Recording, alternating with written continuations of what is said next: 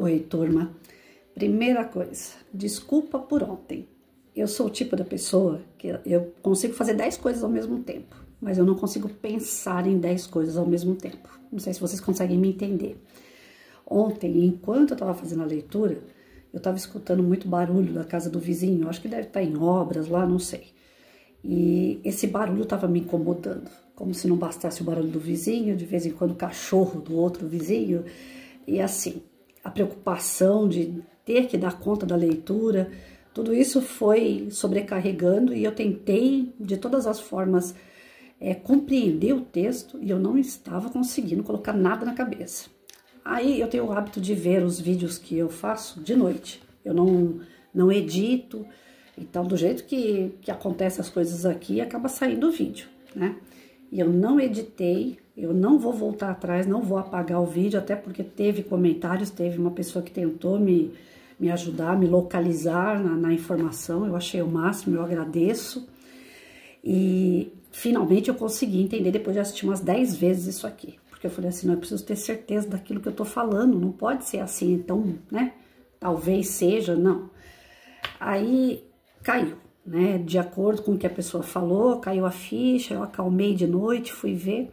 E realmente, a psicografia, né? O texto, a psicografia atual confirma que Chico e Kardec houve uma reunião mediúnica, né? O médium, Dr. Antônio Baduy Filho, ele recebeu, né, uma página explicando de como foi feito, né, os combinados com o Chico, que era Allan Kardec, para reencarnar como Chico e dar continuidade à doutrina.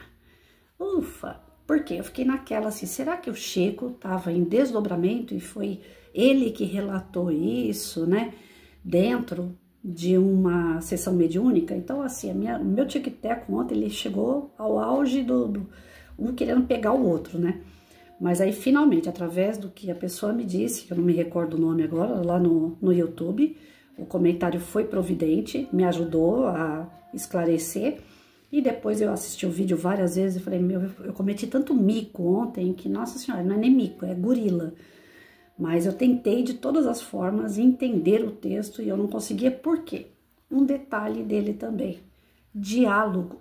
Eu tenho uma dificuldade para ler as obras do Chico porque tem diálogo. O mesmo passo que ele está num lugar, ele está em outro, ele está falando com ciclano, com beltrano, e aí o meu tic-teco não acompanha. Quando o texto é assim, eu realmente também me perco. Tem esse problema também. Mas, afinal de contas, né, esse texto, psicografia atual, confirma que Chico e Kardec significa que, numa reunião mediúnica, houve, então, através do espírito, que eu também não me recordo o nome, cadê o nome dele? Hilário Silva, ele deu a comunicação a esse médium, Dr. Antônio Baduy Filho, que Chico fez um combinado no plano espiritual, que ele era o Kardec e que ele retornaria humilde, passando apertos, né, tendo todas as dificuldades, tomando pedrada, e se ele aceitaria isso. E o Allan Kardec, que é Chico, disse, tudo bem, bora lá, vamos para mais um trabalho em razão da nossa doutrina espírita. Então era só esse pedacinho aí que eu precisava esclarecer, né? Nesse texto, psicografia atual confirma que Chico e Kardec, houve reunião mediúnica, na reunião foi colocado através desse espírito Hilário Silva, que é um amigo, inclusive, do André Luiz, acho que é isso, né, que eu vi aqui durante o texto. Ele é um amigo do André Luiz, que acompanha Chico, né, e isso mesmo, André Luiz. E aí, esse espírito deu a comunicação.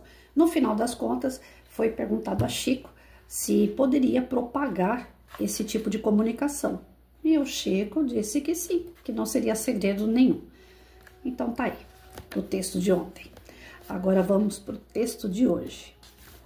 Parnaso de Além Túmulo, o livro dos espíritos em versos. Gente, esse livro, eu faço a leitura dele no outro canal. Na verdade, o outro canal acabou que eu coloco lá em vídeos curtos. Ele não aparece em vídeos longos como esse que eu faço aqui, nesse canal. short, que chama shot, sei lá, um negócio assim. Eu não entendo nada de inglês, mas eles aparecem no outro canal como vídeo curto. Às vezes a pessoa entra lá no YouTube e não encontra logo de cara, né? Tem que entrar nesses vídeos curtos lá, que eu também entro e não vejo. Aí eu tenho que entrar em outra parte do YouTube. Eu acredito que semana que vem nós estamos terminando esse livro, hein, turma? Eu acho que só tem esse daqui, só tem mais dois temas. Semana que vem a gente vai estar terminando esse livro aqui. Então vamos lá. Parnaso de Além Túmulo, o livro dos espíritos inversos. Em 2001, a obra Parnaso de Além Túmulo, editada pela FEB, a primeira da lavra mediúnica do Chico Xavier, que então contava com 22 anos de idade, publicada em 1932, causou na imprensa leiga e na Academia Brasileira de Letras notável impressão, dividindo opiniões sobre a autenticidade entre os maiores críticos literários da época. Chico Xavier era praticamente um jovem que não tinha conseguido avançar além do 4º ano primário, em Pedro Leopoldo, assim mesmo concluindo seus estudos primários quando estava com quase 13 anos de idade. Parnaso de Além Túmulo foi objeto de um estudo de mestrado em literatura em 2001 na Unicamp, Universidade de Campinas, São Paulo, uma das mais respeitáveis do Brasil.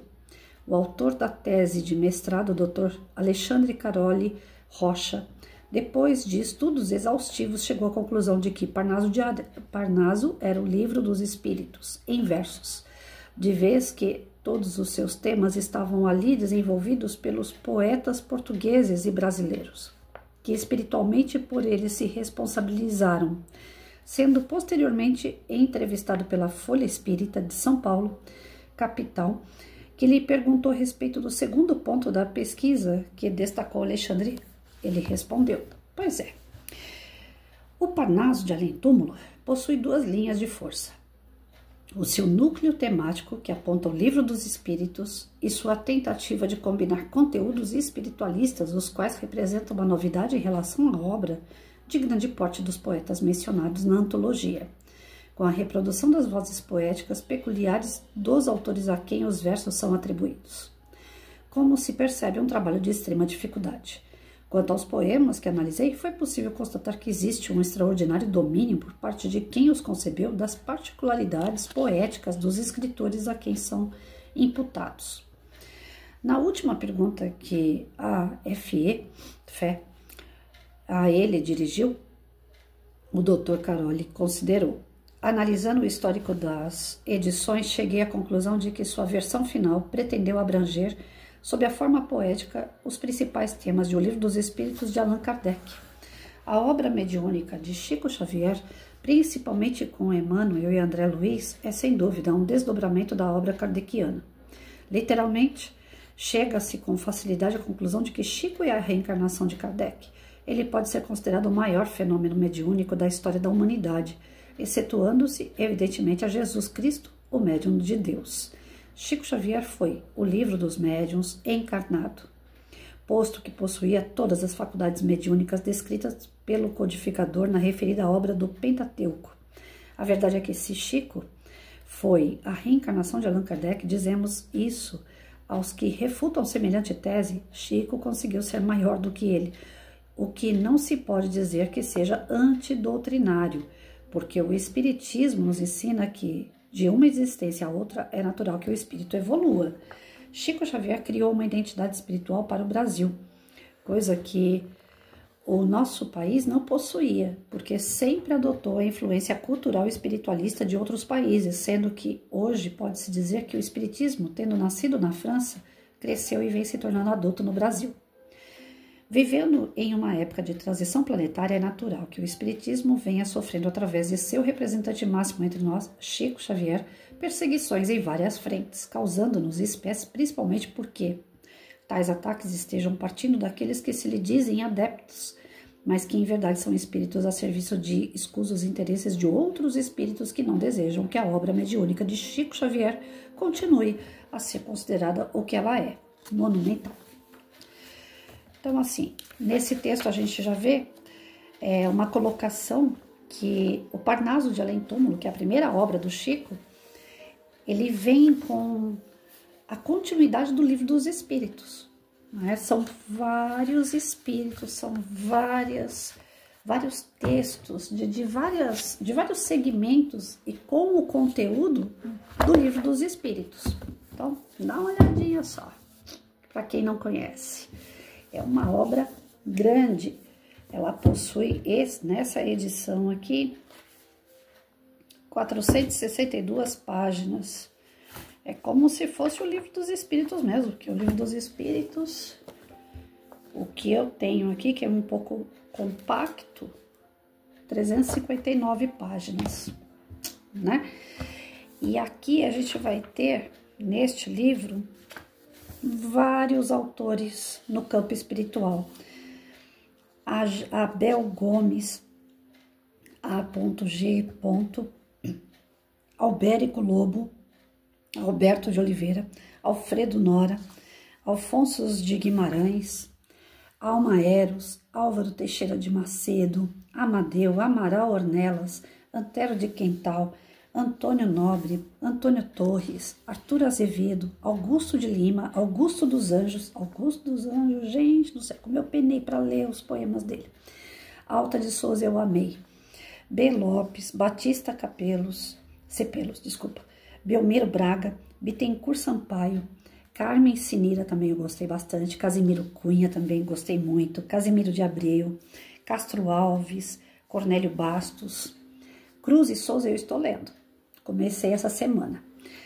Edmundo Xavier ainda não li, daqui por diante eu não li mais nenhum. Emílio de Menezes, Fagundes Varela, Guerra Junqueiro, Gustavo Teixeira, Hermes Fontes, Ignácio José de Alvarenga Peixoto, Jesus Gonçalves, João de Deus, José do Patrocínio, José Duro, José Silvério Horta, Júlio Diniz, Juvenal Galeno, Leôncio Correia, Lucindo Filho, Luiz Guimarães Júnior, Luiz Murat, Luiz Pistarini, Marta, Múcio Teixeira, Olavo Bilac, Pedro de Alcântara, Raimundo Correia, Raul de Leone, Rodrigues de Abreu, Souza Caldas, um desconhecido, e Valado Rosas. Gente, é muito espírito, é muita comunicação de diversos tipos que vocês podem imaginar de mensagem. Desde mensagens de dor, que são espíritos que passaram pela dor ou querem colocar como uma pessoa se sente através dela, né? Alguns otimistas, outros pessimistas, são textos épicos da época que eles viveram. Então tem coisas assim que você lê, como eu falei, meu tic-teco ele fica rodando, tentando entender. Só que esses textos no canal que eu faço do Chico, que eu comecei assim, eu pensei da seguinte forma, talvez não, certamente eu não vou viver para ler mais de 500 obras do Chico, mas eu tô fazendo agora, comprando todo mês de 2 a 3 livros do Chico em ordem cronológica. Então eu comprei esse daqui e tenho para mim aquela missão de ler esse livro todo e depois pegar o segundo, terceiro e continuar no canal dessa forma. Cartas de uma Morta, que é o segundo livro, que é a mãe do Chico. Então quando eu terminar o Parnaso eu vou começar essa Cartas de uma Morta. E o que eu tenho feito? Tentado entender, né, essa cronologia de livros, também a passagem de Chico pela Terra. Olha só, é complexo, mas para que eu realmente internalize quem foi Chico, né, eu quero reconstruir a jornada do Chico através das suas obras e também quero me firmar enquanto espírita com os seus conhecimentos.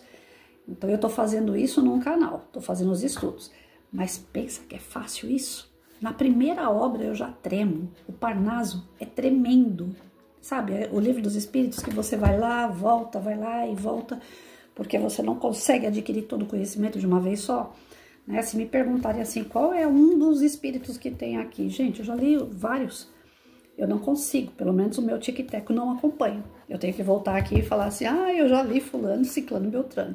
Conforme eu fui falando o nome dos autores, eu falei, esse daqui eu gostei, esse aqui eu gostei. O outro ali que eu não gostei, certamente é porque eu não entendi. É aquele autor que eu tenho que voltar e ler novamente.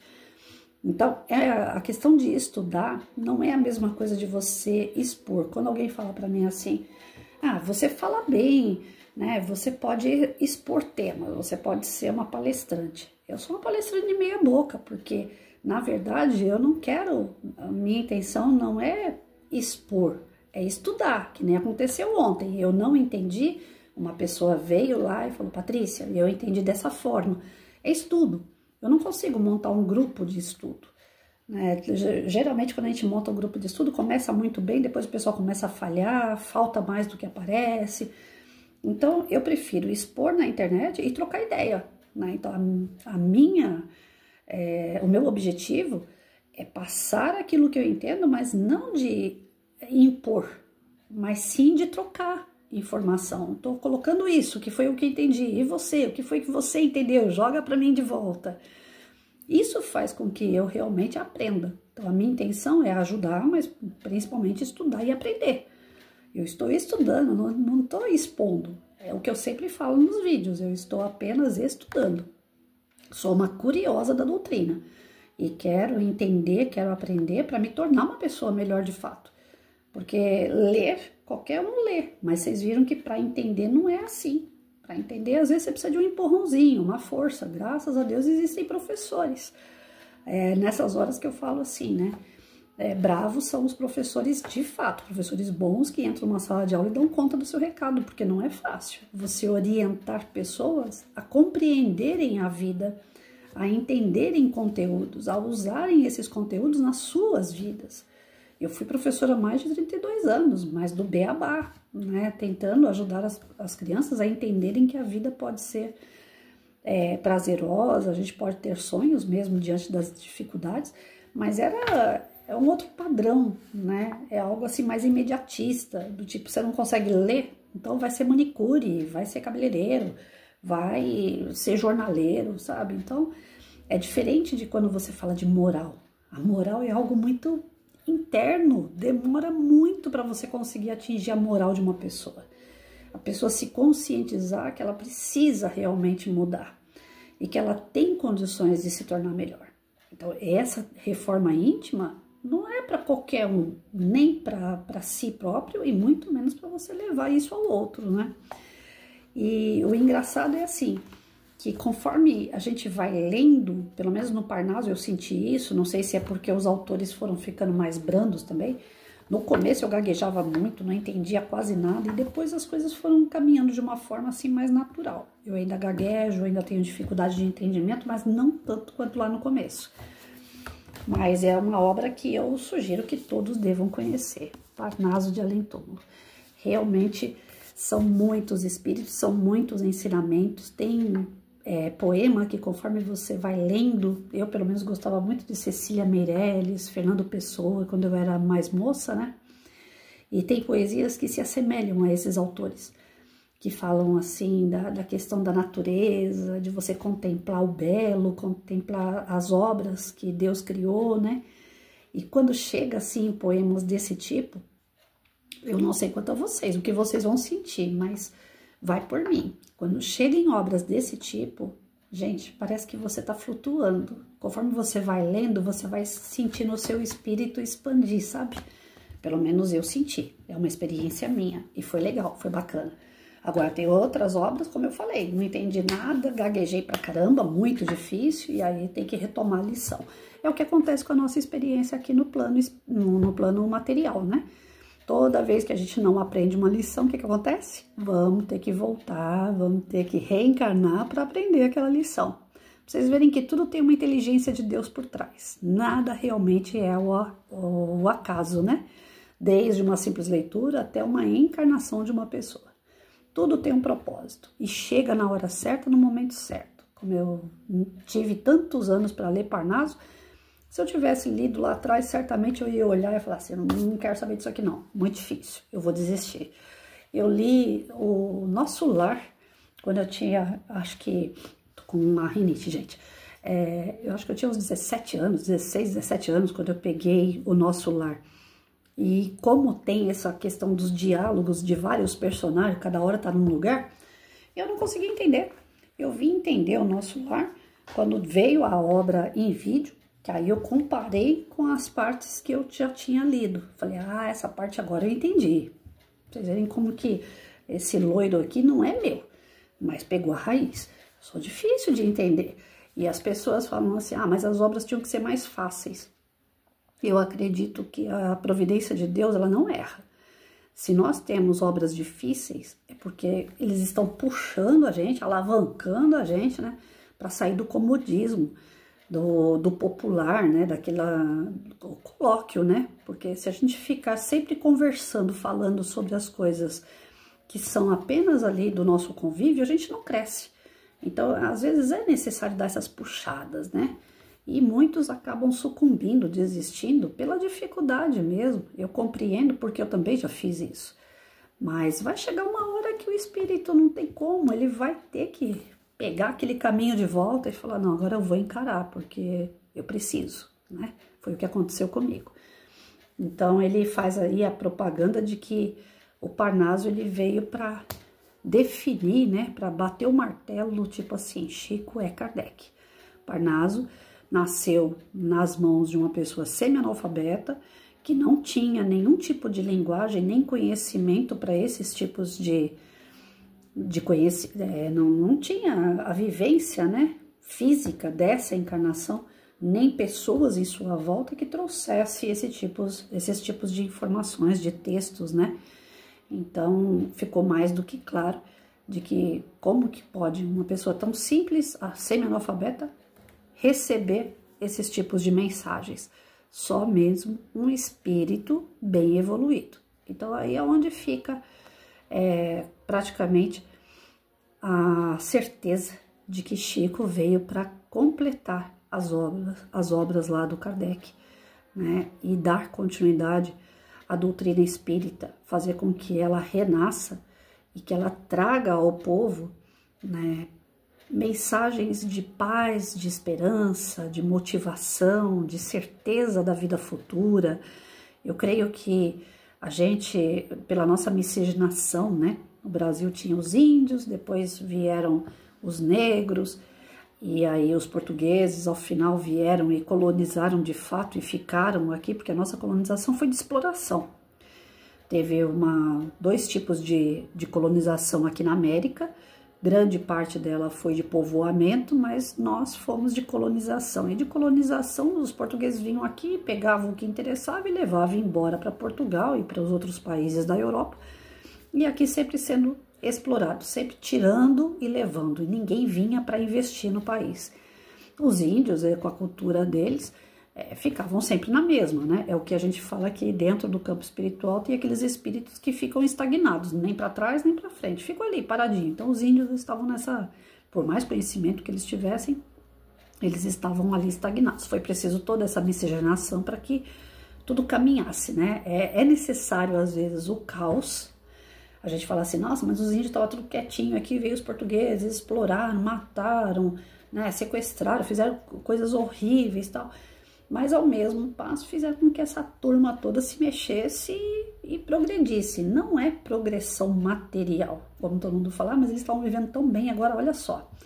Não é uma progressão material, mas é uma progressão espiritual mesmo. Precisa tirar aquele lado animalesco, precisa tirar aquele lado selvagem e começar a humanizar, a trazer para o espírito essa luz, né, do seu desenvolvimento interior. E aí foi necessário todo aquele caos. Todo o caos que a gente vê por aí não é desnecessário, pelo contrário, é uma transformação que está ocorrendo ali, né? A gente está vendo aí que a Terra está se dividindo novamente, ela sempre teve nesse processo, só que agora está aparecendo, né? Através dos equipamentos humanos, a gente consegue monitorar, mas sempre teve rompimento de trechos da Terra, né? O nosso continente mesmo era um só, era Pangeia. E aí se tornou 5 continentes, e daqui a pouco vão se tornar 6, porque diz que lá pro lado da África também tá tendo agora um rompimento muito grande, né? Agora, há pouco tempo, eu vi uma outra, não sei até onde é verdade, porque a internet é uma fábrica de sonho, mas diz também que tem no subterrâneo da Terra um oceano como o oceano que nós vemos na superfície e também existe dentro da Terra. Então, assim, são situações que a gente vai analisando de transformações que doem, que machuca, mas que depois vem a bonança, depois a calma e é para uma outra coisa melhor, né? Então, desde a colonização, que a gente foi misturando raças, misturando culturas, misturando religiões, crenças, e o Brasil sempre teve aquela tendência para o lado espiritualista, né? A gente teve Umbanda, Candomblé, Quimbanda, nós adquirimos também um pouco dessa cultura religiosa budista e voltadas similares ao budismo. Nós tivemos sempre, né, a influência de vários tipos de raça e religiões. Então, era necessário também vir o espiritismo para cá, para poder mostrar a existência de uma nova possibilidade e, com essa nova possibilidade, entender, inclusive, o andamento das outras religiões. Não que ele seja melhor, mas ele tem uma base disciplinadora, ele tem uma base de conhecimento que ajuda a compreender as outras religiões. Não é que, volto a repetir, não é que o espiritismo seja melhor que todo mundo, mas ele tem essa base teórica que os próprios espíritos trazem e falam, olha, ninguém está errado. Nenhum espírito hoje chegou e falou assim, aquela determinada religião ou aquela outra está errada. Mas nós já fomos perseguidos por religiosos, né? Várias vezes, e continuamos, porque outro dia mesmo eu vi um religioso, Nossa Senhora, eu me senti na época da Inquisição, ele falando ao público dele que nós espíritas carregamos o demônio, que nós somos, né, a inversão de valores total, que nós vamos ainda pagar muito caro, né? E a forma, não é nem o que, mas a forma que esse religioso falava, eu me senti na Inquisição novamente. Eu falei, nossa, só falta ele incentivar a perseguição religiosa outra vez, né? Em pleno 2025, a gente sofrer esse tipo de perseguição, porque você não pode levantar a voz e falar, eu sou espírita. Eu lembrei de uma passagem que quando eu comecei a trabalhar no Estado, em 1992, o meu diretor chegou com uma fichinha para cada professor e falou assim, gente, parece que vai ter aula de religião. E aí, vocês, na hora de colocar na ficha, vocês escrevam, se vocês quiserem a aula, vocês coloquem na ficha que vocês são católico. Aí eu falei, não, mas eu não sou católica mais, eu sou espírita. Aí o meu diretor pegou e falou, e eu tava precisando trabalhar. Aí o meu diretor pegou e falou assim, se você quiser realmente trabalhar, Patrícia, coloca como católico. Eu falei assim, mas que aula de religião é essa? Nós vamos falar sobre catolicismo dentro da escola e os outros alunos que são de outras religiões, como é que fica? Ele falou, mas a base vai ser essa. Aí eu peguei e desisti, mesmo precisando, porque eu falei, não, eu não vou recuar, eu sou espírita, eu não sou católica. Mas muitas pessoas passaram a ser católico para pegar aula. Então, assim, nós vivemos momentos, né, ainda vivemos até hoje, 2025, uma situação assim na corda bamba, né, dependendo de quem, para quem você fala que é espírita, a pessoa regala o olho e fala assim, nossa, né, você tem parte com o demônio, né, as pessoas não têm conhecimento, e olha que Chico veio com mais de 500 obras, depois dele, quantos outros autores, quantos médiuns, quantos centros espíritas já temos, né, o Brasil, ele foi colocado diante da espiritualidade para nós, como pátria do evangelho e o coração do mundo. É aqui que o espiritismo vai se firmar, é aqui que o espiritismo vai se propagar. Mas, infelizmente, nós estamos chegando a um momento assim da transição planetária, onde espíritos perversos querem chegar até nós.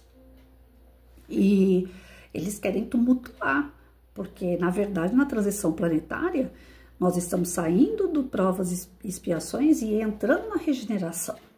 E esses espíritos sofredores, mais amargos, eles não querem que chegue na regeneração, porque eles vivem da dor, do sofrimento. Se a gente acabar com dor e sofrimento, se a gente se melhorar moralmente, e se a gente conseguir implantar a regeneração nesse planeta, de verdade, esses espíritos vão ter que ir para outro lugar, um lugar mais atrasado, não por castigo, mas por nova oportunidade de se reestruturar e recomeçar. E eles não querem. Tudo aquilo que você fica acomodado, você não quer parar, né? Se alguém falar para mim assim, Patrícia, prefere ficar aí sentada, né, de braço cruzado, com a sua blusinha quentinha nesse frio, ou ir lá lavar roupa na água gelada, o que você prefere? Lógico que você prefere ficar aqui acomodado. Então, os espíritos inferiores, eles são assim, eles estão acomodados. eles sabem de onde tirar a energia, porque tem um monte de gente pensando em coisa ruim, fazendo coisas erradas, então eles sabem exatamente onde eles tiram as energias para eles poderem se movimentar, para eles continuarem fazendo as atividades perversas deles. E à medida que a gente começa a transformar nossos pensamentos, a transformar nossos comportamentos, né? Que a nossa moral começa a se desenvolver, esses espíritos começam a atacar. Então nós vamos viver daqui até o finalzinho dessa transição muita tormenta, muita mesmo, e vai precisar de muita perseverança, muita boa vontade para que a gente mantenha viva não só as obras do Chico, né, todo o seu trabalho, como a doutrina em pé, né, relutante a tudo isso, que ela não se dissolva, e a gente está vendo muita gente atacando a doutrina. Eu printei essa semana um texto falando sobre o censo de 2022, né? Diz que os espíritas estão diminuindo depois que o Chico morreu. Ora, não faz sentido um negócio desse. Mas eu peguei o texto, eu vou dar uma lida, e se for conveniente, eu volto aqui no canal e comento com vocês. Porque eu ainda não li o texto falando sobre esse censo. Mas eu quero pegar mais informações a respeito disso, porque já estou propagando que a doutrina espírita está acabando. É absurdo isso. Absurdo. Nenhuma religião está acabando. Nenhuma.